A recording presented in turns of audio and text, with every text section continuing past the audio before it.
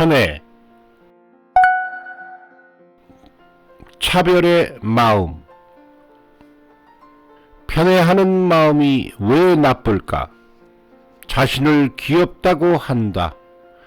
동물을 귀엽다고 한다. 그것이 왜 나쁜가 하고 의아하게 생각한 일이 있었다.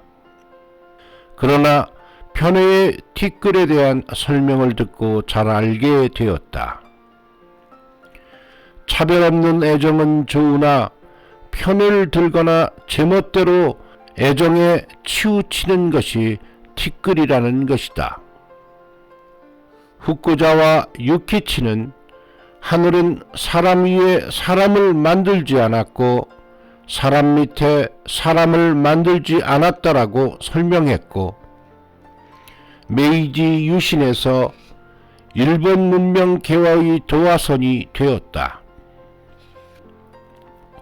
나폴레옹은 프랑스 혁명에서 자유, 평등의 이상 아래 절대 왕정과 봉건제도의 붕괴를 이끌었고 근대 민주주의 초석을 이루었다. 과거에는 특권계층의 무사가 농민과 상인이 무례한 짓을 했을 때 미안하고 베어버리는 일도 허락되었다고 하므로 지금 생각하면 엄청난 사회였던 것이다. 그러한 의미에서 현대는 실로 평등하고 공평한 사회가 되었다. 그러나 그런데도 불구하고 아직 차별은 뿌리 깊게 남아있다. 친필에 온 세상 사람들은 모두 형제야. 남이라곤 전혀 없는 거야. 13호 43수라고 가르쳐 주셨다. 사회와 제도가 평등하게 되더라도 진정한 평등은 되지 않는다. 자신만의 행복을 원한다. 자기 가족만의 행복을 추구한다. 그런 가운데 반드시 차별하는 마음이 생긴다. 내 몸, 내 가정, 내 자식이 귀엽다는 티끌을 단호히 제거하고 인간은 모두 한 형제이므로 사이좋고 즐겁게 살라는 신님의 간절한 뜻에 한 걸음이라도 다가가야 한다. 차별하는 마음은 파괴의 근원. 이 길을 걷는 사람 중에는 내 몸, 내 가족만을 생각하는 마음을 버리고 구제를 위해 돌아다니는 분이 많다. 그런 곳은 교회 안도 가정 안도 언제나 화기애애하다. 반면 편애하는 마음, 차별이 있는 곳에서는 가정에서도 어디에서도 항상 이런저런 문제가 일어난다. 이전에 교육자 가정에서 언니가 여동생을 살해하는 처참한 사건이 일어났다.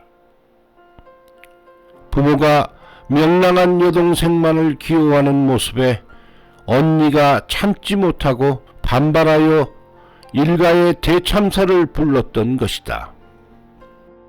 부모는 전혀 예상조차 하지 못했던 일이었다. 그러나 차별받은 언니의 마음에는 분노의 화염이 불타오르고 있었던 것이다. 미국의 여기저기에서 흑인 폭동이 일어났다. 사건의 발단은 백인 경관이 흑인에게 폭력을 휘둘렀지만 그 재판이 불공평했다는 것이다.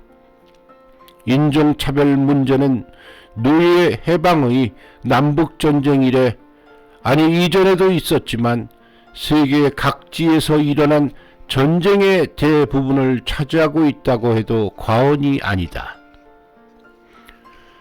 차별, 편애의 티끌은 가정과 사회, 전 세계에도 붕괴와 혼란을 초래하는 큰 원인이 되고 있다. 지도 말씀에 첫째, 갈라놓는다고 하는 것은 파괴의 근본이라 한다. 라고 일러주셨다. 차별하는 쪽은 그다지 느끼지 못할지도 모르지만 차별받는 쪽에서는 절대로 용서할 수 없다는 생각이 반드시 생길 것이다.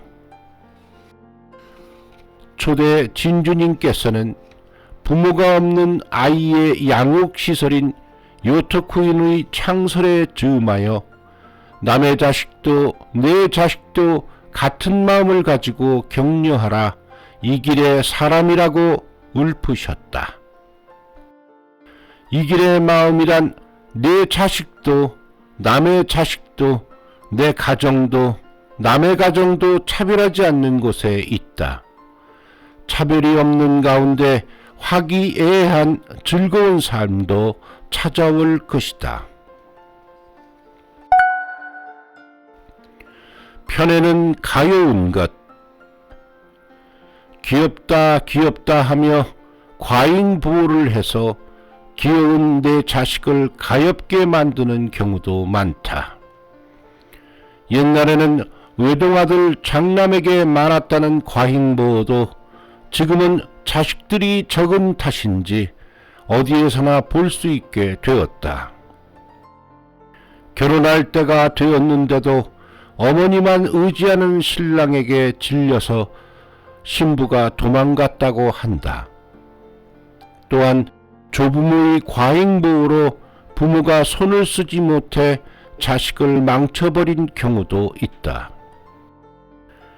부모가 정신을 차려 엄하게 대했을 때는 이미 때를 놓쳐서 부모와 자식 간의 골이 깊어져 결국 그 청년은 정신병원에 들어가게 되었다. 최근에는 남편보다 자식을 더 소중하게 여겨 자식의 주장을 들어주는 잘못된 어머니들이 제법 눈에 띄게 되었다. 자식들과 동맹을 맺은 어머니는 남편을 틀 밖에 두고 자식에게 모든 사랑을 기울이지만 그 속에서 비행소년, 이른바 감정이 왜곡된 자식으로 자란다고 소년 감별소의 상담사에게 들었다. 어릴 때 자식을 그토록 귀여워하고 힘껏 키웠는데 왜 그럴까 하고 생각할지 모르겠지만 그 사랑은 남편과 자식을 갈라놓은 편애의 티끌이 아니었을까. 동서고금의 역사를 통해 어릴 때 고생을 하지 않고 성공했다는 인물의 이름을 누가 들 수 있을까?